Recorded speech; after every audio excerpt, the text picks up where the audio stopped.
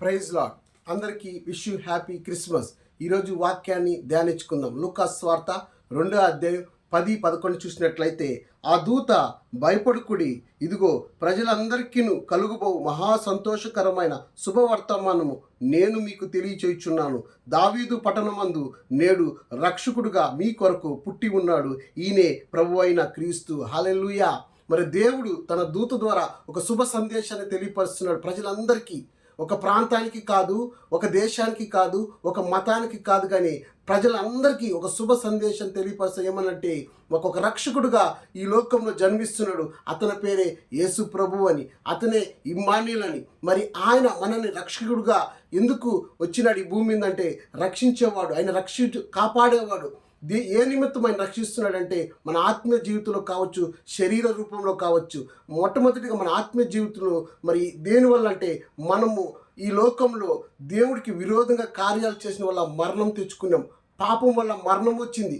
ఎలా పాపం వచ్చిందంటే, మరి ఆదికాండంలో రాయబడింది, తన స్వరూపులో దేవుడు మనం చేసుకొని ఈ భూమి మీద ప్రతిదాన్ని తినమని చెప్పినాడు. ఒక్కదాన్ని మాత్రం తినద్దని చెప్పినప్పుడు ఆ మాట వినకుండా దాన్ని తిని వల్ల పాపాన్ని తెచ్చుకున్నాడు. దేవుడు మాట విన్నందువల్ల ఆ పాపాన్ని కొని తెచ్చుకున్న వల్ల ప్రతి ఒక్కరు ఈరోజు పాపము మనం కొని తెచ్చుకున్నాం. పాపం వల్ల మరణము మనకందరికీ అనుగురించింది.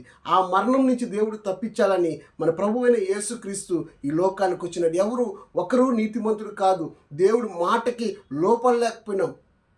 ఏదో ఒక పాపంతో, ఏదో ఒక బంధకాలతో మనం దేవుడికి విరోధంగా దూరంగా ఉన్నాం. కాబట్టి ఆ బంధకాలన్నీ తొలగించబడాలంటే మరి పరిశుద్ధుడు ఈ లోకంలో జన్మించాలి. పరిశుద్ధుడు అతనే యేసు ప్రభు. ఒకరు పరిశుద్ధుడు కాదు, యేసు ప్రభు ఒక్కడే పరిశుద్ధుడు. కాబట్టి ఆయన ఈ లోకానికి వచ్చి నిన్ను నన్ను రక్షించేదానికి, ఆ మరణం నుంచి రక్షించి మనల్ని పరలోకంలో దేవుడు చేర్చాలని ఆయన ఈ లోకానికి దేవుడు వచ్చిన్నాడు. కాబట్టి మనం ఆయన మాట వినేవారుగా ఉండాలి. ఎందుకంటే ఆయనే పరలోకాన్ని చూస్తున్నాడు, భూమిని చూస్తున్నాడు. కాబట్టి మరి పరలోకంలో ఎలా ఉండాలి, ఆ పరలోకంలో ఎలా ప్రవేశించాలని దేవుడికి తెలుసు. కాబట్టి ఆయన పరిశుద్ధము మరియా గర్భంలో మరి ధరించుకొని ఈ లోకంలో మరి పుట్టి మనల్ని ఎలా ఉండాలి, ఎలా ఉండకూడదో ప్రతిదీ దేవుడు మనకి తెలియపరిచినాడు. ఈరోజు మనం కూడా అలా జీవించాలి. అలా జీవించినప్పుడు ఆయన మనకు రక్షకుడుగా ఉంటాడు. మన ఆత్మీయ జీవితంలో రక్షణగా ఉంటుంది. అదేవిధంగా ఈ లోకంలో ఉన్న ప్రతి అవసరాల్ని దేవుడు మనకి తీరుస్తాడు. అటువంటి కృప దేవుడు మనకందరికీ అనుగ్రహించును గాక. Praise lord.